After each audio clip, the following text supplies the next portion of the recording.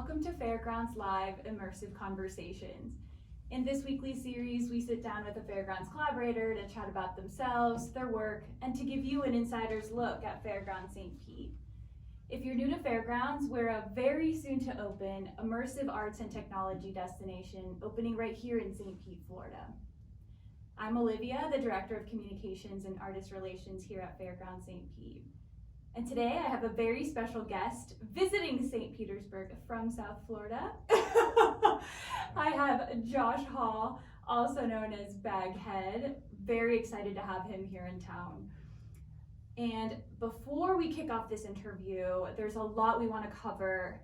Let me tell you a little bit more about Josh Hall. He is a self-taught artist with a focus on woodworking and graphic design. He creates his sketches on paper or in a digital format, and then he builds them into three-dimensional sculptures, murals, or fully immersive installations. The repeated imagery and themes of his work, which includes canines, we have ducks, snakes, flames, and chains, pay homage to his South Florida upbringing.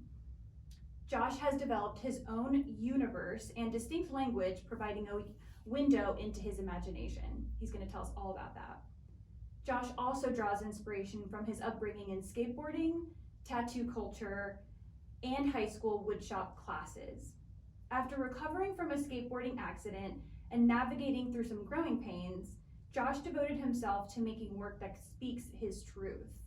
He has exhibited all over the country and really all over the world. A little bit. Some notable places include Washington, D.C., New York, LA, London, Puerto Rico, Hawaii, Australia, Chicago, Tampa, Miami, and of course, the work he's creating here at Fairground St. Pete. He has co-branded art and has some collaborations with Adidas, Apple, Converse, Heineken, Juxtaposed, Miami Heat, Pabst Blue Ribbon, Red Bull, and Toy Cube, just to name a few, and of course Fairground St. Pete. Yeah. So without further ado, welcome to Immersive Conversations. Thank you. Josh. Stoked to be here. So I feel stoked. like I'm on a dating app or something. A dating show, like da da da da. Josh Hall. Okay, so before we really dive into the work you're creating for Fairgrounds, Alligator AG 3030, before we dive into your process, how St. Pete has treated you so far, all those things, let's just take it from the top. What do you prefer to be called? What do you prefer to call me? I call you Josh I Hall. love it. I take it. I'll take it. But your friends and family back home also call you a few other things. My mom calls me Joshua when she's mad. My friends call me Bags, Baghead, Cabeza de Bolsa, like anything you name it, or Josh Hall now. It's fine, Very cool. And so where does the name Baghead come from? So you're Josh Hall, also known as Baghead. Tell us about that. So the origins of Baghead really comes from high school. A lot of my friends were getting into like graffiti, things like that, and I actually used to write something called Bold, B-O-L-D, and then I kind of but I think I had a moment where I was like, what if I make my work less about like the person and more about just let the work speak for itself. Metaphorically, literally a bag over the head. There's a couple shots on my Facebook of a bag over my head in high school or like college, but I strayed away from that. And it's more of like an idea behind it of like letting my work speak for itself and not so much about, me until today, because now you're getting to know me. Exactly. Yeah. You learn something new. All of these things I'm learning for the first time, so this is very exciting. And then so taking it from there, when did you start drawing, painting, woodworking? Like when did your practice begin? Like since I can remember, honestly. One of the oldest things I remember was that when I was a kid, maybe like 5 or 6 years old, and I drew like two dragons and like a knight beheading one of them. And the funny story is my mom said like she was like kind of like in shock but also impressed like that I did that, and then I just like continued on like drawing, and of course started to paint, and throughout high school started to take some theater and woodshop classes, and I learned from my teacher a lot from there at the beginning. And also like where I lived in the suburbs, you have to like, there's a lot of development, luckily, which means that there's a lot of plywood and like concrete, like bricks and blocks. So we built ramps or things like that, very DIY. So there's a combination of things. And my stepdad was a carpenter, and he took me to work sometimes, and I learned some stuff from him too. So it's a mixture really of everything. Wow, a lot of influences. Yeah, things that looking back now as I get older, it's like all those little things like built up to what I do today. And it's crazy. I'm doing a lot more of that today by looking back at how everything lined up for me to be here. Yeah, connecting those dots. Yeah. That's so neat. And so tell us about your artistic style. It's quite unique. Yeah, I drive a lot of inspiration for my style from like the idea of like symbolism and like Pacific Northwest. I've gotten that. Like there's a lot of like whales and like wolves, and then also South American or Central American, like Aztec and Inca, and I'm kind of creating my own. So that's my work really. The imagery that I use is basically like a point in time where I'm like kind of like saying something through my work, whether it's playful or whether it's a little bit on the more serious side, and then my style or aesthetic just came from other things that I was into, like skateboarding, graphics, and tattoo, flash art, and growing up cartooning. Actually, I thought I wanted to be a cartoonist for a long time. Wow. What were some of your big influences? Well, when I was a kid, I would come home from school, and on PBS, they had a guy named Mark Kistler, and you would draw with him for about half an hour, and every day after school. And he was really like animated, and like to me, he was like my like Mr. Miyagi. Like I wanted to be just like him. And he taught like a lot of basics about three-dimensional things. Other things, and now I follow him on Instagram, and I go on his live, and I write to him like, you were a huge inspiration to me growing up, and he's still doing it. Like hopefully I get to meet him one day. That would be so cool, and kind of show him what how far you've come and where it started. Yeah, and yeah, it's really cool. So I'd say like he definitely inspired me to create more, and actually now thinking about it, kind of built this kind of like a repetition of every day after school, draw, and that's like something I'm practicing now as an adult too, like in some fashion, whether it's drawing or illustrating on my iPad or making an installation for Fairgrounds. Mm-hmm. You have an ethic of like a work ethic about you. Yeah, I think I've been told that. Yeah, I haven't had lunch a lot this whole week. Like I've just been, and not that you guys did anything, it's just me. I have a habit of like I get going and I want to keep going, and I've been known, not because I'm late, but just because I want everything to be exactly how I envision it or as close to it, to like sleep in the space that I'm working on the night before the opening, just like as a ritual almost. So I've slept inside my dog head, I've slept on my skate ramps, I've slept in downtown Miami in the warehouse where I was working at. So yeah, I should learn a little bit of balance, but I haven't gotten there yet. Not yet. So it's part of the practice, it seems like, that you kind of become a part of it, especially in these large installations. Yeah, definitely. I feel like, as cliche as it sounds, I do put like some blood, sweat, and tears into it. So yeah, when it's done, it's like, oh wow, we did that. What's next? Mm-hmm. And it's always getting bigger and bigger, so we'll see. So cool. So let's talk about that. Before we dive into AG 3030, sure. How did your work evolve from cartooning, drawing after school, into these installations that you create? So I've always been like drawn to like things, obviously things made by hand. And there was a time recently, maybe in the last 3 years or 3 years ago or something, that I looked up this town in Mexico that makes something called alebrijes, which are these wooden like gods or animals, and they're super colorful and painted, and they sell them in markets. And I even went as far as like looking at where it was and like how to get there and how to do that. And so again, it's like this new inspiration of like ways of making things into 3 dimension. And I used to draw, I mean, I still draw, but I used to draw more, and I never really was making things except for like with clay, I remember as a kid. So the idea of turning my 2-dimensional things into 3-dimensional has always been there, and now into like another dimension where we're adding like lights and sound and like, you know, so, or digital. I've, you know, tested the waters with that too. So that's kind of like where my work has, how it's evolved from drawing on paper, making something, maybe like started to like draw on a skateboard, which already had a dimension to it.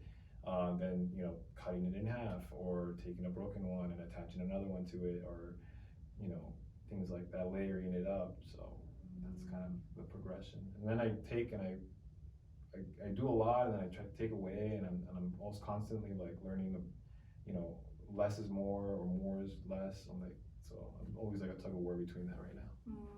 That seems like a lifelong Yeah. kind of play. Mm-hmm. Yeah. For sure. So it's been fun. I like to change. I like to move and evolve a little bit. I don't like to stay still.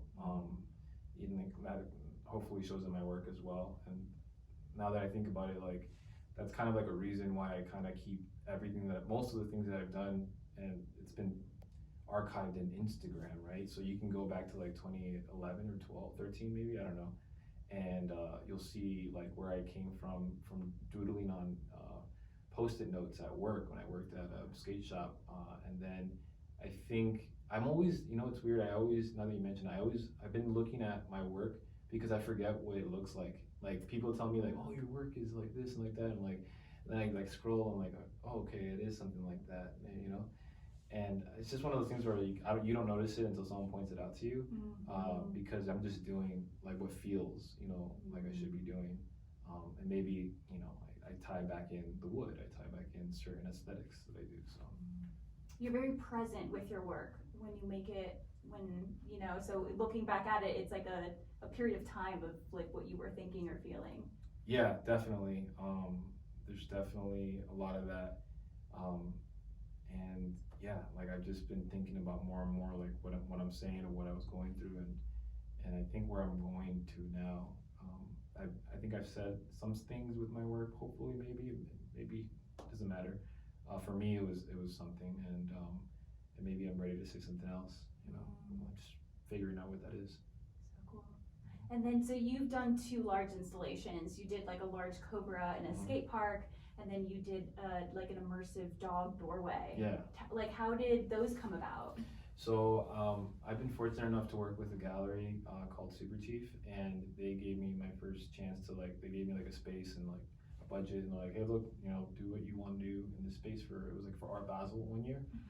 So I was like, great, and figured out how to make this.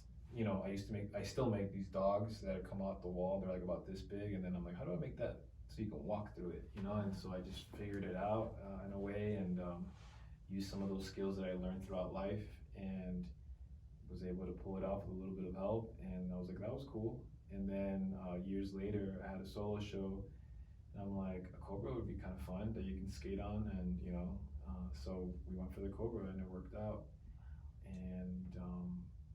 And yeah, it's just, I don't know, I guess sometimes I like to go big, you know? That's weird because I used to draw very small. Like I remember being like this guy like this, like, oh my gosh, the details like this, and now I'm like starting to like stretch it out, you know? Yeah. So. What do you think has led to that? Is it like a confidence, or? I'm sure subconsciously that, you know, maybe I feel more confident that I can maybe pull it off. Has to be a part of it.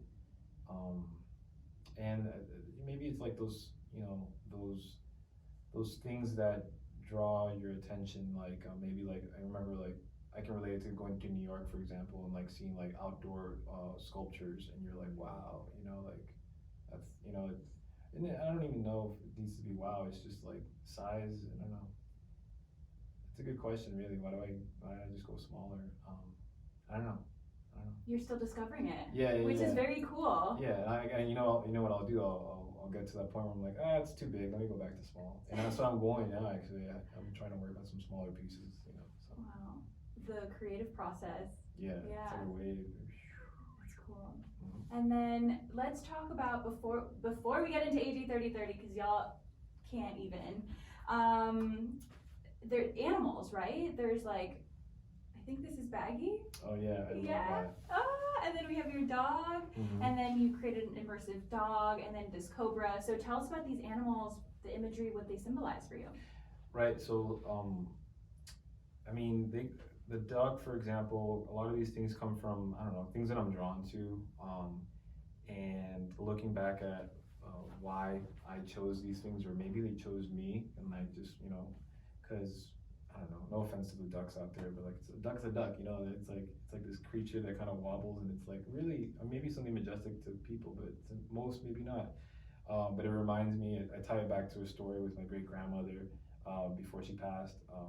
She lived with us at my mom's house, and we would go feed bread to the ducks, and that kind of ties back to like a being a child, being innocence, and just being free, and just doing a little bit more free of fear and things like that, I would say.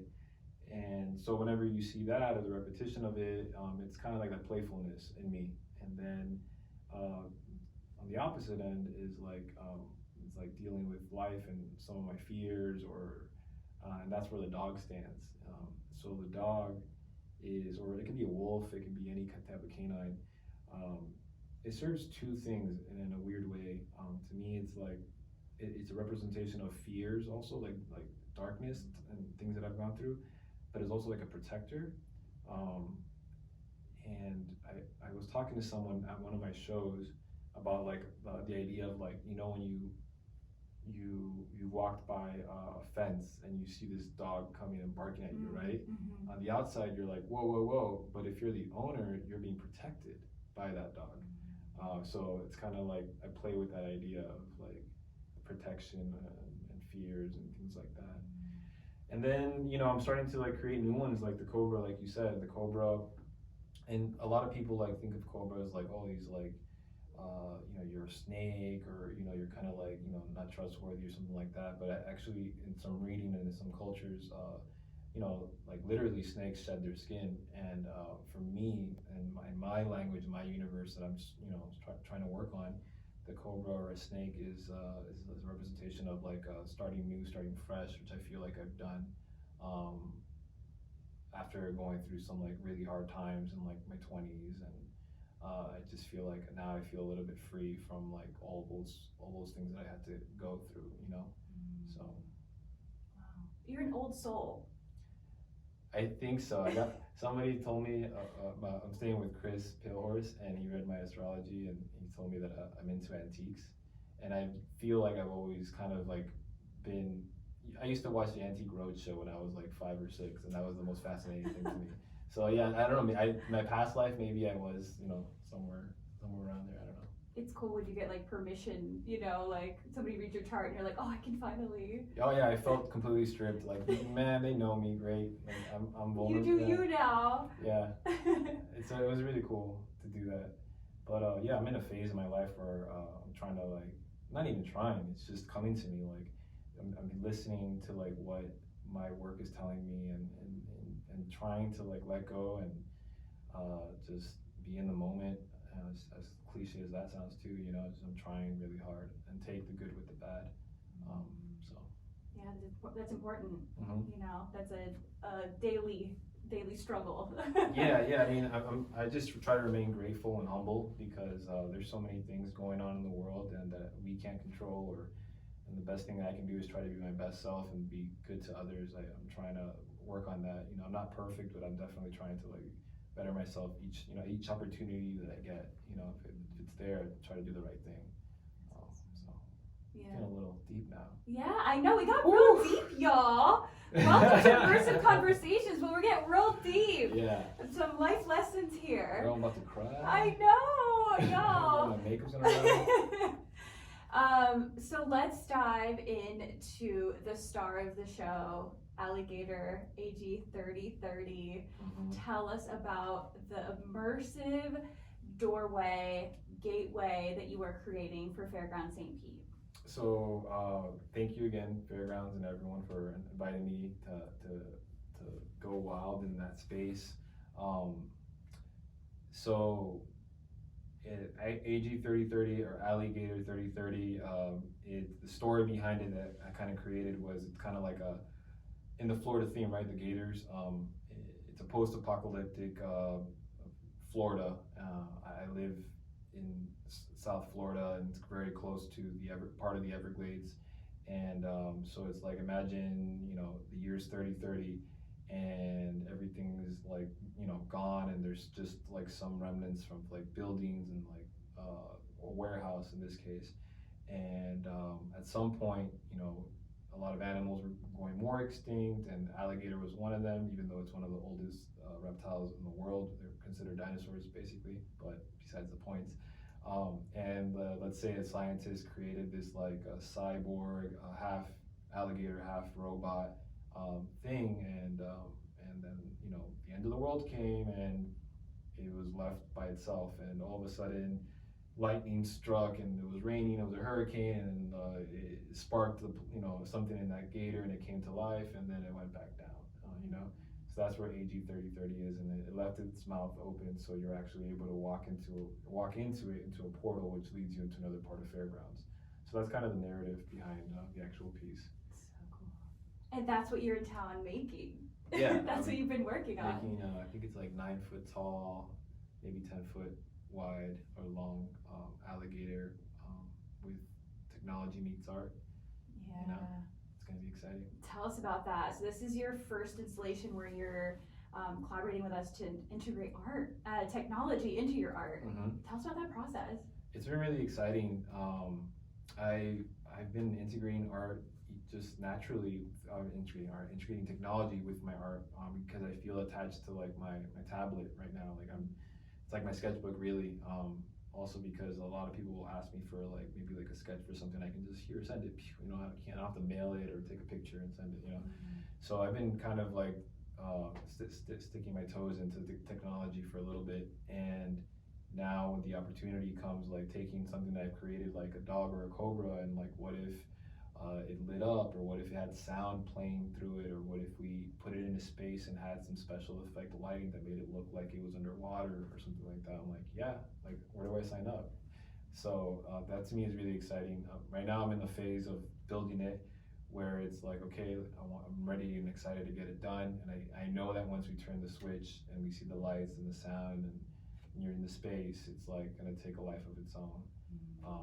And I'm gonna feel very, very sad. But I know you guys will take care of them, or it, or AG3030. Yeah. That's so cool. So your whole space, it's a whole room. You're painting the brick murals right now in the room, just all by hand. Yeah. Labor of love, really. Yeah, for sure. It's been day 3 on bricks. Yes. It's And you've have you used CNC cutting before, and like laser cutting in your? Yes, Okay. I started to use it. I think the first time I used it was for the Adidas thing, and it was actually, it was like, I wasn't opposed to it. I can cut, by hand. It's not a problem, and I'll do it. I still do. But this was in Germany, so for me to like ship stuff from here and send it over there, it was like, no, let's just get it done over there, send me the files, and that was a cool experiment for me the first time doing that, and seeing it cut, and me getting there and being like, wow, okay, like that's a lot of work. That's like days of work that I would do normally. It's there already. And so I kind of use that same recipe over here because it's a little bit, 4 hours away. I don't really have the space right now to carry a 8 foot, not 10 foot long alligator in my, rental. So it worked out well, and that to me is just like an example of how we can adopt some technology and and just try new things with it. I'm definitely on board with that. Trying things a different way, because sometimes my way isn't the best way. So why not? Absolutely, yeah. You've incorporated technology in this artwork in such a beautiful way, and just your ability to just embrace it and to go, yeah, let's go for it. Let's immerse ourselves with a combination of art and tech, and the hand of the artist is still very present. Yeah, no, it's definitely 12-hour days. What day are we on now? Yeah. We're on day, hold on, 8? Yeah. Yeah. Yeah, we're on I date. probably had lunch twice, but it's a labor of love. Like, you know, I know that I could be back in retail for another 7 years, and that's nothing wrong with that. Shout out to anyone who works in retail. You know what it's like. But, you know, it just makes you grateful to be able to create every day and that people are inviting you to create, which is still crazy to me. Like, you know, I have those moments by myself where I'm like, wow, I'm really doing this. Like, you know, you forget. So cool. Yeah. And so, identifying as an artist, like, when did that happen for you? Like, do you wake up every day and you're like, I'm an artist? No way. That's No. so weird still. Like, people ask you, like, what do you do? And I'm like, I draw ducks. And people, you know, I do that. Like, I draw ducks and I show them in places. And, man, you know, I think when I was younger, I was like, you're not an artist till you sell your first piece. But I think a lot of us are artists from day one, like, from the moment that you played an instrument or you sang a song or I drew two dragons, one of them with their head missing, you know, like, so, you know, it's just in you. It's like it's definitely like a gift that, you know, you have, and it also could become like a difficult thing because you realize that making things is kind of like almost like a necessity for you because it just makes you, it fills your life with joy. And I don't, you know, I can't take that for granted because a lot of people wish they can like maybe like draw or things like that. I wish I could be better at business stuff or be better at other things, talents that people have.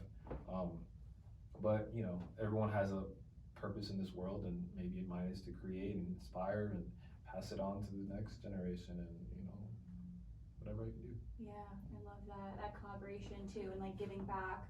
And you touched on it briefly that while you're in St. Pete, you're staying with Chris Parks, Yeah. also known as Pale Horse. He's Shout a out known Pale Horse, at Pale Horse. He's one of our artists. Michelle. Michelle, adore you. Girl. And so that's so cool you're staying with them, which like we just love that, you know, this cohort of 64 artists that, you know, you're a community and that you can support each other. Pale Horse is also creating a room. He's integrating technology in his room as well. It's gonna just blow up all of our minds, just like AG 3030. What is that like staying with him? You know, it's funny, like, I think I told Michelle, maybe if he's listening, hopefully not, that, like, I was, like, a fan first, and I'm like, oh my god, like, this is Chris, Pale Horse, you know? And now we're just kicking it, you know, having some, you know, great food and talking about spirituality and where we're at, you know, in our careers, and it's awesome. It's awesome. It's really refreshing because sometimes, especially during this whole time right now, right, we've been indoors for so long, getting able to connect is like so much more valuable to me. I feel like even like right now, being able to talk to you is like, don't forget, like just a year ago, we were like, you know, stuck at home on Zoom all the time. You know, we were having conversations or any other app. Shout out to any other app. So it's I feel really blessed that they invited me to stay and extend my stay a little bit. Yeah, I'm a huge fan of where he's going, what he's doing, and I can't wait to see and just dive deep into Pale Horse universe once it's done, you know? Me too. So besides his room, besides Alligator 3030, what are you most excited about being a participating artist at Fairground St. Pete? For me, I guess it goes back to the idea of like seeing my thing come to life in another dimension, like we said, adding like lights and sound and you know some like kind of interesting like other ambient things. So I'm most excited about like seeing how that works in my work for the first time. It'll be like something new to me, so that's really exciting for me. That's neat. And coming back here to see it too, obviously on day one. Exactly, the tech element. Yeah, tech element. Yeah, that's so cool. Yeah, and we're excited. And then when you come back, you won't have any work to do. You can just enjoy it and enjoy all of the spaces. I'll want to like touch up some things maybe. You gotta stop me. Yeah, I will. I'll be like, listen, Josh, you're a guest now.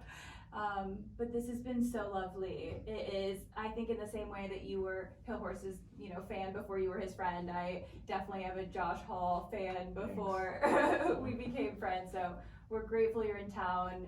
You have some work to do, so we hope that you feel motivated, inspired 100%. the rest of the time that you're here. I do, definitely. thank you, St. Pete, for being awesome. Yeah, Operation Move Baghead to St. Petersburg in operation happening now. Maybe. Where can folks learn more about you? Mostly active and posting silly things on Instagram at Baghead. My website is thebaghead.com, and just reach out. Yeah. Love that. Yeah. And then fairgrounds.art, you can actually read his bio, and then eventually you will actually get to see a picture of AG 3030 once it's complete. So we're so stoked. I can't wait to have a picture in it, like just immersed in it, just the sounds, all of it. So cool. We're excited. Well, thank you everyone for tuning into this week's Immersive Conversations. We are so grateful you tune in. Be sure to check out our Fairground shop every single day. Just about, we add new swag that you definitely want to check out. We actually just got new hats in, which is very exciting. And we just are now collaborating with Sunshine State Goods, which celebrates all things Florida. So keep Florida wild. And then, of course, thank you to our entire team for making this production possible. We don't wake up like this, Josh Hall. Yeah. It takes a village. Thank you. We will see y'all next time. Thank you so much.